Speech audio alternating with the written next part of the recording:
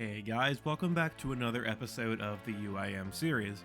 Last time you saw me, I went and did a good chunk of the recipe for Disaster Quest to unlock up to adamant gloves from the Culinary Mentor's chest. And in keeping with that vibe of trying to creep out of early game content, my main goal today is to unlock the Ava's Accumulator.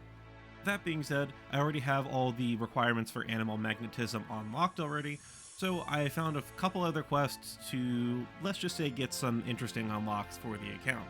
Also, I've been AFKing these U's and crafting them into U short bows since last time, and so far I'm at 80 wood cutting and 68 fletching. I also high-ocked a good chunk of them to get to 62 magic, and for whatever reason I got like 5 or 6 lamps, and I actually got myself to 53 herb lore. And another thing, since you have eyes, you probably saw that I have more caskets in my inventory, so let's just open those really quick. Nothing, nothing, nothing, nothing, nothing, and nothing. Alright, and for this one easy clue, okay, nothing as well. Alright, well I'm going to clean up my inventory and we're going to get to some questing.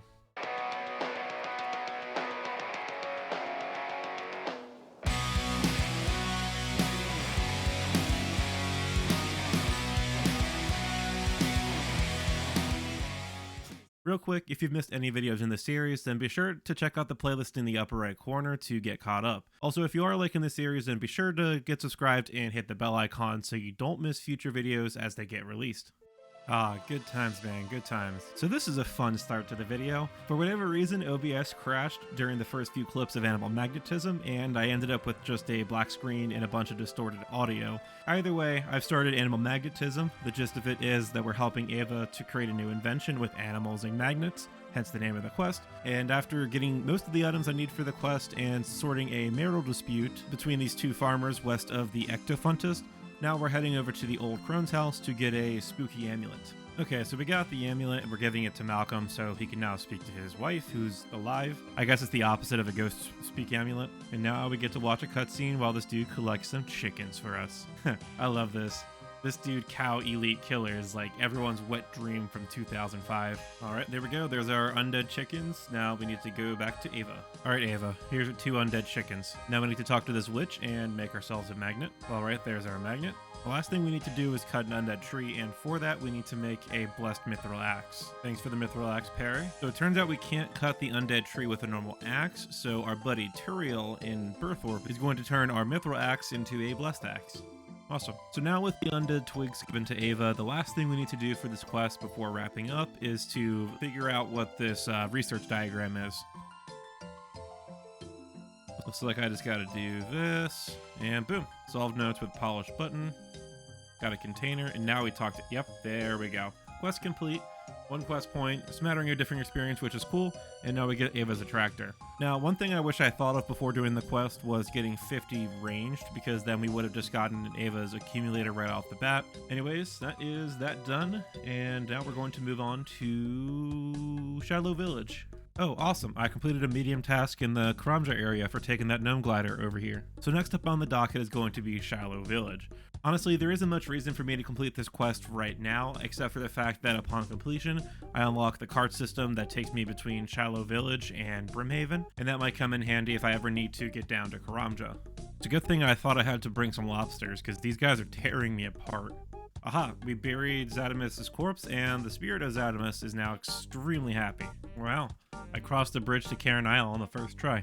Neat, we just crafted the beads of the dead. It's almost like a budget amulet. If I remember correctly, it gives +1 in everything. So I guess it's cool, but obviously the power amulet's a lot better. Okay, here we go. I brought some adamant arbor just in case I need it, but I think I can just use protect from melee for the entire boss fight. And I guess someone else is doing this quest too, awesome. Well, I guess it was smart of me to plan for annealing this boss because this guy just tried to safe spot it and had trouble doing so. There we go, now Zaralstul is down, now we can take this Rashilia corpse, and I guess we'll go to Cairn Isle and finish up the quest. Ah, man, I was hoping I would go 2 for 2. We just gotta use this corpse on the dolmen, and that should be quest complete. And there we go, quest complete, that's 2 quest points, access to Shiloh Village, and about 4k crafting XP. Sorry to get derailed again, but I thought this was kind of fun. I ran into this dude during Shiloh Village, and I'm like explaining to them what an ultimate Iron Man is, and they're just like baffled at how it all works. And it's not like that snooty attitude you see on Reddit, like, I'm not crazy enough to do a UIM. They just genuinely seem like a noob that's learning the game, and I love it. I know it's been a while, but I hope you're keeping at it, you are facking. I know I've talked about it before, but as a UIM, it's very important to have more transportation options. And while this isn't a major unlock, this will still be useful if I ever need to get down to Shiloh Village or like anywhere near it. So the next quest that I want to do is Taibo One Eye Trio, and one of the requirements for that quest is having a 4-dose agility potion, of which I have a ton of doses in my looting bag, which is why I'm suiciding here, as opposed to just trying to work around it by getting a Toad Flax from the Brimhaven agility course or whatever. The other reason I'm doing this is because there are a lot of things I want to clear up in here. Oop. I guess I have to stop doing that. But there are a lot of things I want to clean up in here. For instance, I want to pull out these mahogany antique tree seeds and put them in my seed box so I can start planting those to get farming experience. I want to pull out these rubies and give them to the Varrock Museum. There's no reason to hold on to them anymore if I can just give them to the museum. I also intended to give these teleports and purple sweets over to my main because I don't have a use for them on this account, and I figure I may as well just give myself the money. And the last thing I'm thinking about is maybe keeping out the bass and using up the raw lobsters, since I really haven't used too much food anyway, but freeing up another looting bag slot seems like the right move here. Anyways, I'm going to finish up the death pile right here, get a looting bag, and reorganize my stuff.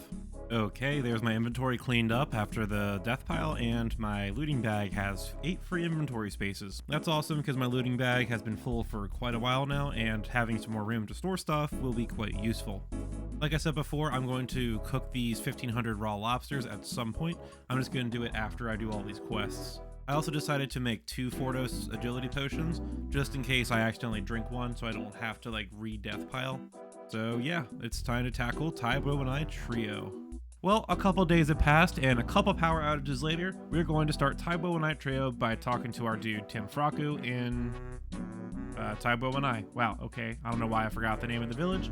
But anyways, this is a pretty easy quest. It's basically just running a bunch of errands for these 3 brothers, and the wiki said to get a lot of the items needed for the quest prepared before starting the quest, so I went ahead and did that. I got basically everything except for the Karambwan Poison Spear, so hopefully this quest will be rather quick. The first thing we need to do for this quest is get our hands on a Karambwan, and this dude Labufu in Brimhaven is supposed to help us. Apparently I need to talk to him 4 separate times, giving him a bunch of different options to talk about the Karambwans, how to catch them, and all that fun stuff. So this quest actually has a big unlock because it allows you to fish Karambwans, which are very important for bossing later down the road. Apparently I need to drop trick him to get a second vessel. But nonetheless, having access to Karambwans will be very important because they are tickets, which will help us a lot with bossing down the road. On top of the fact that they'd heal 18 each, and they're actually not that hard to get a hold of. Apparently in this part of the quest, we help Tiadesh catch his own Karambwan. He also gives us one, which we will use to make a poison Karambwan later. But thankfully, since we went and did the Temperos grind a little while ago, if I do burn this one, it's not going to be that big of a deal because I can just come back here and get another Karambwan to cook into a poison. Hey, look at that. I also completed a medium task by catching a Karambwan. Awesome. Okay, now I have to turn one of these Karambwans into a poison Karambwan. On a lot of accounts, this is a pretty big chance to take because you get one free one. And if you do burn it like I burnt the first one, then you would need to get 65 fishing to catch another. I had 75 fishing, so I was able to get a second one right away. And honestly, it paid off because I burnt the first one. So anyways, let's turn this into Karambwan Paste, put it on the spear, and now we have a Karambwan Poison Spear. Awesome. So the next brother we need to help is Tamayu, and for that, he wants us to help him defeat this beast, Shakahan? Oh, Shakahan. Okay. Anyways, we need to give him an agility potion. Okay, he took that, and we also need to give him this Karambwan Poison Spear. Okay, now we need to kill a monkey. Alright, use the seaweed on the monkey skin. We get a seaweed sandwich. Alright, now we need to go find the third brother. Hey, we crossed it again. Woo! Now for the third brother, Tensei, who's actually wearing kind of a sick outfit, we need to give him some food, which is why we have this Karamja rum with a banana. Now he wants a seaweed sandwich, which sounds absolutely delicious. And of course, now he wants burnt joger bones marinated in Karambwaji paste. Anyways, that was one of the things I made before starting the quest, and I guess he's throwing up? Awesome. Alright, Tiadesh, there's your crafting manual, and I think we just gotta head back to Taibo One Eye, and that'll be quest complete. Okay, Tim Fraku, that's all your sons returned to the village, and there we go, that's quest complete. We get 2 quest points, we get some coins I think I saw in the chat box, although it's not popping up here, and we will get all this experience when we go talk to the brothers in a second. First, we can talk to Tiadesh to get the 5k cooking experience. Thank you very much. Then we talked to Tinsei for 5k cooking experience. And finally, we talked to Tamayu again to get 2.5k attack and strength XP. So before we wrap things up, I want to quickly go over a couple updates since the last time you saw me. As you can probably tell, I've been having trouble staying motivated to play the UIM and even OSRS, if I'm being honest, for quite a while now, so these videos have come out kind of sporadically and often with lengthy waits in between. Only reason I mention this is because after the progress from this video, I did a little bit of progress without recording, between Heroes Quest, Clock Tower, a bit of Sand Crabs, and Pest Control to get my melee and range stats to 60 plus, 50 mining for Heroes Quest, and I've been planting the mahogany and teak tree seeds, some of which you can see behind me, to get my farming up to level 70, and I still have a few teaks left, like 3 in my inventory and I think 5 more in my seed box. Yeah, 5 more, but anyways, not important. I also think I forgot to mention that I completed Lost Tribe, Death to the Dorgashun, Ethically Acquired Antiquities, and Death on the Isle on my own some time ago. I swore at some point I mentioned completing these quests in an older video, but I can't find it, and I figured if I'm truing up the account now, I may as well just make sure you guys are aware of those. It's not super important other than unlocking a cheap range training weapon. But moving on, that all said, I'm feeling motivated to play the game again, and I still want to see how far I can take this account, so I'm back, baby. Next time you see me, things are going to get a little bit spooky as I'm going to start knocking out some quests in the Mire Key questline with all the vampires and such. As always, make sure you get subscribed to keep up with the series and go hit the like button if you liked the video. Be sure to head down to the comment section down below and leave your thoughts on the video, and feel free to join both the Ascending's Discord server and in-game chat channel if you'd like to hang out with the community. Link to the Discord is in the video description. I hope you all have a great day, and I will catch you in the next one.